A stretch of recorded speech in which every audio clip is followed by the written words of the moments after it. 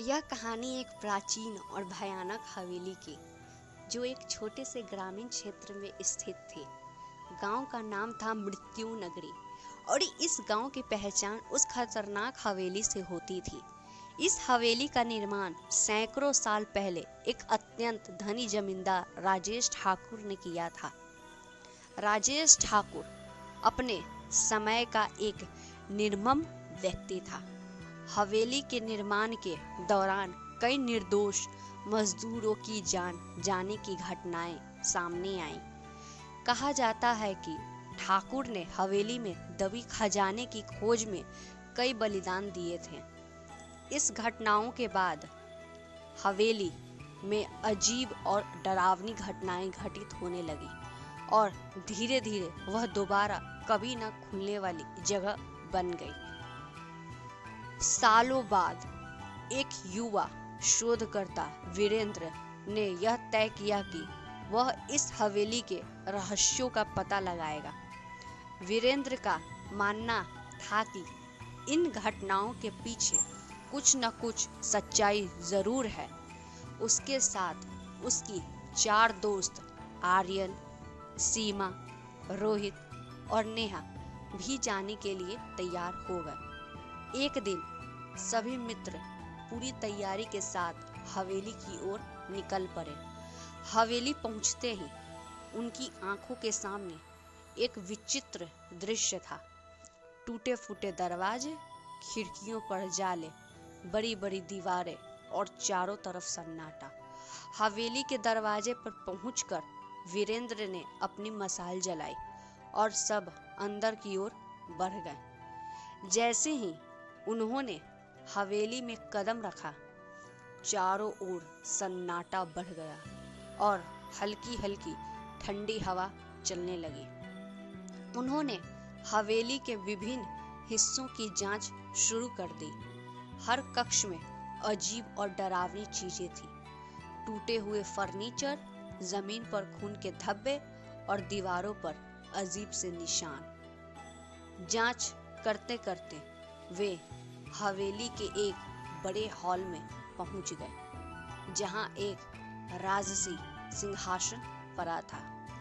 सिंहासन देखकर उन्हें महसूस हुआ कि यह कुछ रहस्यमय है। जैसे ही उन्होंने सिंहासन को छुआ, पूरा कक्ष अंधेरे में डूब गया और हवा में ठंडक बढ़ गई। अगले ही पल एक भूतिया आकृति उनके सामने प्रकट हुई। वह आकृति राजेश ठाकुर की आत्मा थी। आत्मा ने क्रोधित आवाज में कहा, इस हवेली में तुम्हारा स्वागत है, लेकिन जो भी मेरे रहस्यों को जानने का प्रयास करेगा, उसे मुझसे सामना करना होगा। वीरेंद्र और उसके दोस्त डर गए, लेकिन उन्होंने साहस दिखाया। वीरेंद्र ने आत्मा से पूछा, हम यहाँ सच जानने आए हैं। तुम्हें किसी विशेष कारण से शापित किया गया है। हम कैसे मदद कर सकते हैं? आत्मा ने बताया, मुझे मेरे कुकर्मों की सजा मिली है। मैंने कई निर्दोषों की बलि दी थी। अगर तुम मेरे हाथों मारे गए निर्दोषों की आत्माओं को शांति दिला सकते हो, तो मैं इस श्राप से मुक्त हो सकता हूँ। वीरेंद्र और उसके दोस्तों ने आत्मा की बात मानी और ठान लिया कि वे निर्दोषों की आत्माओं को शांति दिलाने के लिए कुछ भी करेंगे। उन्होंने हवेली के तहखाने की ओर कदम बढ़ाए, जहां कहा जाता था कि उन निर्दोषों की आत्माएं बंद थी। तहखाने में प्रवेश करते ही एक भारी दरवाजा उनके सामने आया, जिसे खोलने के लिए उन्हें ऊपरी मंजिल से चाबी लानी पड़ी। ऊपरी मंजिल पर पहुंचते ही उन्होंने एक पुराने संदूक में वह चाबी पाई। चाबी लेकर वे तहखाने में वापस आए और दरवाजा खोला। जैसे ही दरवाजा खुला, उनके सामने भयानक दृश्य प्रकट हुआ। तहखाने के अंदर खून के धब्बों से सनी दीवारें, भूमि और जगह जगह हवेली के निर्माण के दौरान मारे गए मजदूरों की आत्माएं घूम रही थी। आत्माएं बहुत दुखी थी और उनके चेहरों पर दर्द झलक रहा था। वीरेंद्र ने आत्माओं से बात की और उन्हें शांति दिलाने का आश्वासन दिया। वीरेंद्र और उसके दोस्तों ने आसपास के मंदिरों से पवित्र जल और मंत्र लेकर आत्माओं की शांति के लिए पूजा की। पूजा के बाद आत्माओं के चेहरे पर शांति झलकने लगी और वे धीरे धीरे अदृश्य हो गई। आत्माओं के शांति प्राप्त करने के बाद राजेश ठाकुर की आत्मा फिर से प्रकट हुई और कहा, तुम्हारे इस नेक काम से मुझे भी शांति मिली है। मेरी आत्मा अब मुक्त हो रही है।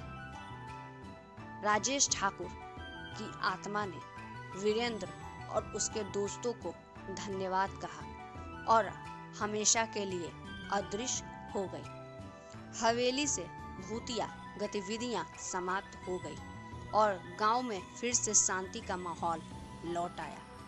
वीरेंद्र और उसके दोस्तों की साहसिकता और निष्ठा ने हवेली के रहस्य को उजागर किया और वहां की आत्माओं को शांति दिलाई। इस घटना के बाद शापित हवेली अब शांति हवेली के नाम से जानी जाने लगी और वीरेंद्र ने उसके दोस्तों की कहानी हमेशा के लिए यादगार बन गई। Thank you so much.